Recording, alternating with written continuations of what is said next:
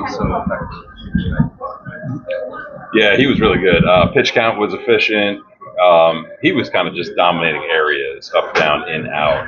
And slider was really good. Fastball, best it's been. Velo throughout the game. Location throughout the game. Really good game plan. And, he's who he is for a reason. He does his work. And I think just the last inning there with the 2 homers, even more impressive is come back and squash that inning. So, great first Blue Jays win for future Hall of Famer. Severino kind of had his nastiest stuff tonight. Yeah, he was good. What you like about the way you guys got him out? Yeah, got his pitch count up in the 4th. I think he was at like 72, 73, top of the order coming up in the 5th for the 3rd time. And then guys kind of just scrapped and clawed a little bit, a little bit, luck, I don't want to say lucky, but caught a couple breaks on the bases, but also made some really good base running plays. I think the 1st and 3rd play, if you do it all over again, George probably walks in a little bit. I wasn't expecting them to throw there. And then, I thought we kind of just kept going a little bit. So, Addy taking second, Kirky with the 2-run single, kind of the bad hop single. Everyone kind of just kept plugging away a little bit. He had good stuff, a lot of fastballs, more than we thought kind of going in, and was locating it really well down on the way to righty. So took a little bit of time, but I think 4th inning kind of wearing him out a little bit and then allowed us to kind of break it open. You kind of alluded to it, but with Scherzer going back out for the 6th, even though he did allow the 2 home runs, was that almost a positive that he was that Hell yeah. I think with his pitch count where it was, today was the first day where we didn't really have to check with him, to see how he was doing. You could see what he was doing. You can kind of, read him a little bit when he was coming in into the dugout in between. So I thought it was great to get his pitch count to where it was. I think it was around 90-ish. I think that's really good moving forward. The extra day probably helped for sure, but he was on, man. He was on from the get-go, and it's fun to listen to him interact with Pete and Kirky kind of in between, but it was nice to kind of push him a little bit, and hopefully we can kind of keep that going. What can this do for him for the second half of the season? Hopefully you can kind of keep this trajectory, right? I've been saying it all along where you got to kind of, talk to him as the days after he starts go and see kind of how the next turn goes, but he'll have a good little break here, so I think that'll work well, and hopefully he can build off of this. And you get him out there pretty regularly, and then I think reshuffling the rotation, if we can, to kind of give him a little bit more rest would be great. I'll take him on the mound any day of the week.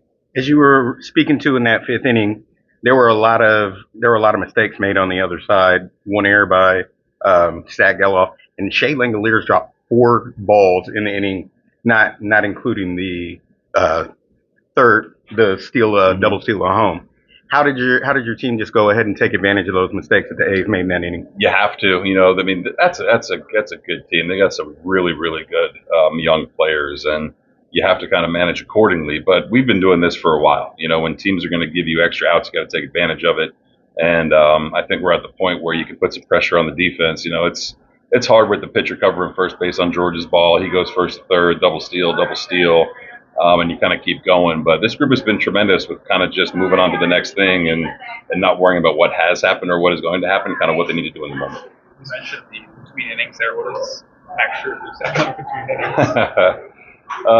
You got to get in the dugout. I can't really, let out all the secrets. But there's times where he lets you know exactly how he's feeling. There's times where he's talking about the first or second hitter that's going to be coming up, that inning and what he wants to do, first pitch or attack. He's like a caged animal. You know what I mean? I learned in spring training, you never give him a high five coming off the mound. I don't say much to him. He's one of the few starters you just don't talk to unless he's talking to you. He is so locked in on what he's doing. Even after the second homer, he kind of locked eyes with me and said, I'm good. So that's kind of all I need to see. But in between innings, man, he's got a very specific routine to where he puts his glove, to where he sits, to when he goes back out to the mound. He's been doing it forever, and I think it's one of the many things that makes him great. 1,001 now career hits for Vladdy. What was it like seeing that, especially with how important that hit turned out to be? Yeah, that's awesome for him. I said it on what day is it? Friday. I said it on Wednesday. I don't know if he's thinking about 1,000. I know he did it in a hurry here in this franchise, and really, really happy for him. I kind of jokingly said only 2,000 more to go. But that's a big knock. When Vladdy's going that way, hitting the ball hard to right center, you know good things are going to happen. And it's a cool milestone for him. You know, he's going to have, I think, a lot of milestones in this organization wearing this uniform. So cool to see that. Hopefully they kind of get some rolling. Do you have a favorite of his first 4,000?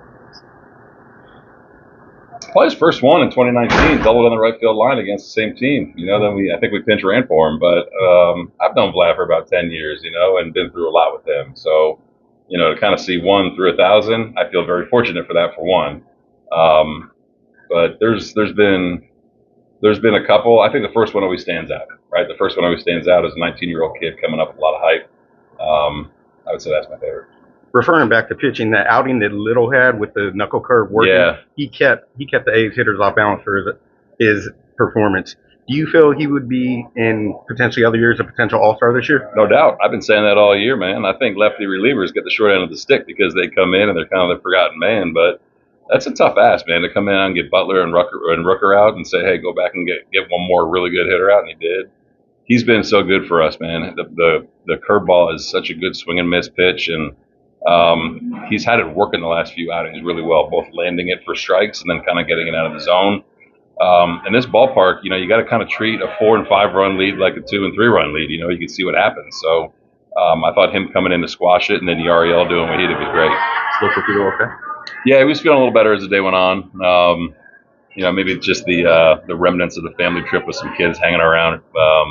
But he was just feeling a little bit under the weather and a little bit dizzy. You know, I didn't think it was the best spot to put him in with the heat out here. So check him out and see how he is tomorrow. Thanks, John. Thank you, guys. Appreciate it. Mm-hmm.